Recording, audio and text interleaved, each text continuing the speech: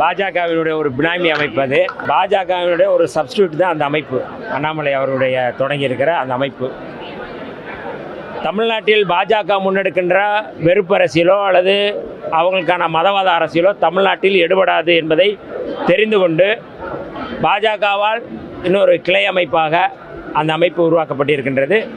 அதைத்தான் மரியாதைக்குரிய அண்ணாமலை அவர்கள் அதை செய்திருக்கிறார்கள். இந்தியா முழுக்க இம்மாதிரியான உத்தியை பாஜக கையாண்டுகிறது. குஜராத்தில் உங்களுக்கு எல்லோருக்குமே தெரியும், கேசுபாய் பட்டேல் என்கின்ற முதல்வர் இருந்தார்.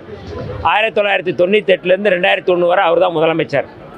ஆனால் பாஜகவோடு அவர் முரண்பட்டு சொன்னதாக சொல்லி அவர் வெளியேறி அவர் அங்கே குஜராத் பரிவர்த்தன் பார்ட்டி என்ற ஒரு பார்ட்டியை தொடங்கி அதற்கு பிறகு 2014 மீண்டும் பாஜகவோடு தன்னை இணைத்து கொண்டார். எல்லாருக்குமே தெரியும். அதே போல் உமாபாரதி எல்லோருக்குமே தெரியும். உமாபாரதி பாபர் மசூதி இடிப்பு வழக்கிலே சம்பந்தப்பட்டவர். ஆனால் விடுதலை செய்யப்பட்டார். அத்வானியோடு ஏற்பட்ட முரண்பாட்டில் அவர் வெளியேறி அங்கே பாரதிய ஜனசக்தி பார்ட்டி என்று ஒன்று உருவாக்கி அவர் அதற்கு எதிராக இருந்தார். பின்பு 2014 உங்களுக்கு எல்லோருக்குமே தெரியும், பாஜகவில் இணைந்து அவர் மத்திய அமைச்சராகவே இருந்தார். இதெல்லாம் உதாரணங்கள். ஆகவே அண்ணாமலை போன்றவர்கள் எத்தனை மாறுவேடம் போட்டு வந்தாலும் பாஜக என்கின்ற கொண்டையை மறைக்க முடியாது. ஆகவே அவர் பாஜகவினுடைய ஒரு பினாமி அமைப்பு, ஒரு சப்ஸ்டியூட் தான் என்பதை காலம் அவருக்கு உணர்த்தும். அவருக்கு உணர்த்தும், மக்கள் உணர்ந்து கொண்டார்கள், அவருக்கு உணர்த்தும். அதை யாரும் நம்ப மாட்டார்கள், இளைஞர்கள் யாரும் நம்ப மாட்டார்கள். ஏனென்றால் அவர் ஐபிஎஸ் பதவியை ரிசைன் பண்ணிட்டு வரும்பொழுதே அவர் தற்சார்பு விவசாயம் என்கின்ற பெயரிலே ஒன்றை உருவாக்கினார்கள். ஆனால் அவர் தொடக்கத்திலே அவர் சொன்னால் அவருக்கு பின்னாடி இருப்பது ஆர்எஸ்எஸ் என்று தமிழ்நாட்டு இளைஞர்கள் தான், மாணவர்கள் தான் அம்பலப்படுத்தினார்கள். அது இதையும் அம்பலப்படுத்துவார்கள்.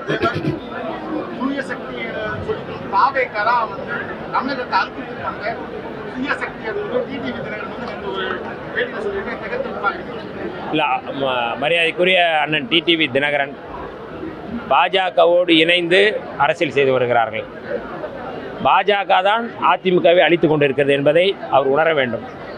ஒரு மாநில உரிமையை பேசிய கட்சி, மாநிலத்துக்காக பாராட்டிய கட்சி இன்றைக்கு என்ன நிலைமையில் இருக்கிறது என்பதை அதிமுக தொண்டர்கள் உணர வேண்டும். அப்போ மரியாதைக்குரிய அண்ணன் டிடிவி தினகரன் போன்றவர்கள் அதிமுகவை காப்பாற்றுவதற்கு முயல வேண்டும். பாஜக ஒரு தீய சக்தி. பாஜக இந்தியாவுக்கு எதிராக அல்லது இந்தியாவினுடைய அரசியலமைப்பு சட்டத்துக்கு எதிராக செயல்படுகின்றது. அப்படி அரசியலமைப்பு சட்டத்துக்கு எதிராக செயல்படுகிற போது இந்தியாவுடைய மக்கள் பாதிக்கப்படுவார்கள், அரசியலமைப்பு சட்டம் பாதிக்கப்படும். ஆகவே தான் அதை நாம் தீய சக்தி என்று சொல்லுகின்றோம். ஆகவே அதிமுகவை பாதுகாப்பதற்கு அண்ணன் பழனிசாமி போன்றவர்களோ, அதை எடப்பாடி பழனிசாமி போன்றவர்களோ, டிடிவி தினகரன் போன்றவர்களோ முயல வேண்டும். கூட்டுக்களவாணிகள் அப்படின்னு சொல்லிட்டு விஜய் பேசுனதாகவும் கூட்டுக்களவாணிகள் என்றது அவங்க கிடையாது. அதாவது இவர் அதிமுக எம்எல்ஏக்களை களவாண்டுறவங்க அப்படின்ற ஒரு கட்சியை வச்சிருக்கிறாரு. பிசிகா அந்த கம்யூனிஸ்ட் கட்சி சைவம் நம்பாமத்தா அதிமுக இருக்கிற எம்எல்ஏக்களை களவாண்டிட்டு இருக்கிறாரு. இவர் தான் ஒரு எம்எல்ஏ களவாணி சொல்றாரு. அதிமுக என்கின்ற ஒரு பேர் இயக்கம் தமிழ்நாட்டில் பலமுறை ஆட்சி செய்த இயக்கம். புரட்சித் தலைவர் எம்ஜிஆர் அவர்கள், ஜெயலலிதா அம்மையார் போன்றவர்கள் ஒரு வலிமையான தலைவர்களாக இருந்தவர்கள். அப்படிப்பட்ட கட்சியில் ஒரு வலிமையான தலைமை இருந்து அந்த தொண்டர்களை, இளைஞர்களை, சட்டமன்ற உறுப்பினர்களை வழிநடத்த வேண்டும், பாதுகாக்க வேண்டும். அந்த கட்சிக்குள் என்ன முரண்பாடு, அந்த கட்சியிலிருந்து ஏன் வெளியேறுகிறார்கள், அதற்கு பின்னணி என்ன என்பதை மாண்புமிகு முன்னாள் முதலமைச்சராக இருந்து செயல்பட்ட மரியாதைக்குரிய அண்ணன் எடப்பாடி பழனிசாமி அவர்கள் அது குறித்து விவாதிக்க வேண்டும். அது குறித்து விவாதிக்க போவதாக 3 நாள் நேரமும் கொடுத்துருக்கிறார். 3 நாள் ஒதுக்கியிருக்கிறாங்க. ஏன் தோல்வி, எதற்காக இதெல்லாம் போகிறாங்க அப்படிங்கிறத எடப்பாடி பழனிசாமி அவர்கள் நேரம் ஒதுக்கியிருக்கிறதாக நான் செய்தித்தாளில் பார்த்தேன். அப்போ அந்த விவாதத்தில் அவர் கலந்துக்கிட்டு ஏன் இங்கேருந்து போகிறாங்க சட்டமன்ற உறுப்பினர்கள் அப்படிங்கிற விவாதத்தை அவங்க தொடங்கணும். ஏன்னா ஒரு வலிமையான ஒரு கட்சி, வலிமையான தலைமை இல்லையோ, நம்பவில்லையோ, கட்சியினுடைய தலைமையை நம்பவில்லையோ என்கின்ற அடிப்படையில் தான் அப்படி தான் நாங்கள் பார்க்குறோம்.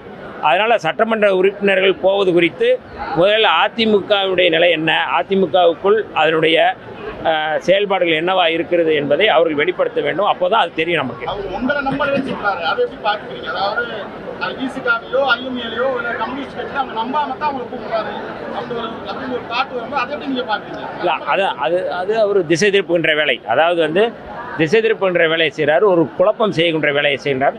அது அந்த குழப்பம் இங்கே நடக்காது.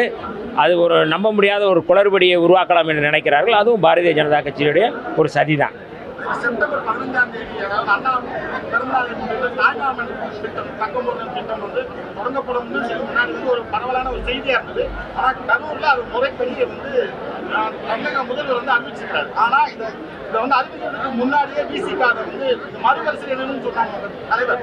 இதை எப்படி பார்க்குறீங்க? அவர் அறிவிச்சதுக்கு அப்புறம் அதை வந்து நீங்கள் முதல்ல அறிவிச்சிருக்கீங்க. அது குறித்து எங்களுடைய தலைவர் அவர்கள் அறிவிப்பாங்க.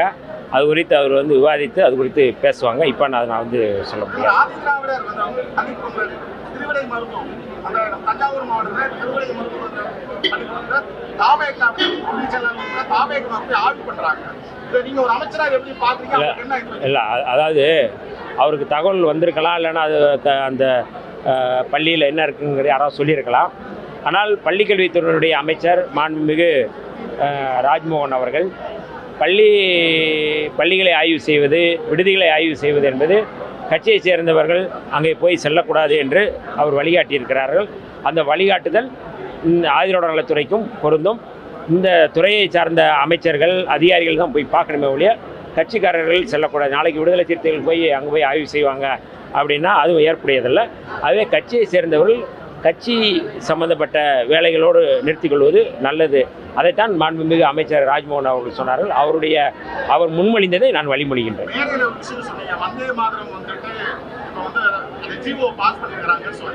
தமிழக அரசு எப்படி எடுத்துக்கணும்? வந்தே மாதரம் வந்து அரசு நிகழ்ச்சிகள்ல வந்தே மாதரம் பாரம்பரிய வாய்ப்பு இல்லை வந்து அதை புறந்தடுறதுக்கான வாய்ப்பு இல்லை. இது விடுதலை சிறுத்தைகள் நிலைப்பாடாக தான் நாங்கள் சொன்னோம். இப்போ நான் பேசினதில் வந்து இது வேண்டுமென்றே திட்டமிட்டு பாரதிய ஜனதா அல்லது பாரதிய ஜனதா அரசு ஆர்எஸ்எஸ்னுடைய செயல் திட்டங்களை நடைமுறைப்படுத்துகின்ற ஒரு உத்தி. ஏற்கனவே தேசிய கீதம் இருக்கின்றது. அந்த தேசிய கீதம் தான் தேசம் முழுக்க பாடப்படுகிறது. அந்த தேசிய கீதத்தை பின்னுக்கு தள்ளிவிட்டு வந்தே மாதரத்தை முன்னெடுப்பது என்பது அது தவறான முன்னுதாரணம். அது அரசாணையின் மூலமாக அவர் கட்டாயப்படுத்த முயல்கிறார்கள். கட்டாயம் அது வந்து அந்த ஒரு தேசபக்தியை அல்லது தேசபக்தியை ஊட்டுவது என்பது தானாக வர வேண்டும். நீ அரசாணையின் மூலமாக அவர்கள் திட்டமிடுவது என்பது இந்த பாடலை வந்து ஆனந்தமடம் நாவலில் சந்திர சட்டர்ஜி என்கின்ற ஒரு வங்கதேச எழுத்தாளர் எழுதிய நாவல். அந்த நாவலில் இந்த பாடல் அதில் இடம்பெற்றிருக்கின்றது. இந்த பாடலில் இஸ்லாமியர்களுக்கு எதிராக பல கருத்துக்கள் இருக்கிறது என்று இஸ்லாமியர்கள் அல்லது வந்து முற்போக்கான அத்தனை பேருமே அது குறித்து குற்றம் சாட்டுகிறார்கள். அப்படி இருக்கும் பொழுது அப்படியான ஒரு பாடலை தேசிய கீதத்திற்கு முன்பாக பாடுவது என்பது தேசிய கீதத்தை அவமதிக்கின்ற செயல். பாஜக அரசு இந்த அரசாணையின் மூலமாக வந்தே மாதரம் பாட வைப்பது என்பது தேசிய கீதத்தை அவமதிக்கின்ற செயல். இதை விடுதலை சிறுத்தைகள் வன்மையாக கண்டிக்கின்றோம். இல்லை, அதுதான் விடுதலை சிறுத்தைகள் நிலைப்பாட்டை நாங்கள் சொல்கிறோம். அரசு வந்து அது வந்து ஏன்னா சட்டப்பேரவையில் வந்தே மாதரம் பாடப்படவில்லை, அதான் நிலைப்பாடு. வந்தே மாதரம் பாடலை. ஆனால் ஆளுநர் வந்து பாடணும்னு சொல்லும் பொழுது வந்தே மாதரம் நான் பாட முடியாது என்று சொல்லி முழுமையாக வந்து தேசிய கீதம் தான் பாடப்பட்டது. அப்படி இருக்கும் பொழுது தமிழ்நாடு அரசுடைய நிலைப்பாடு அதுவாகத்தான் இருக்க முடியும் என்பது என்னுடைய கருத்து.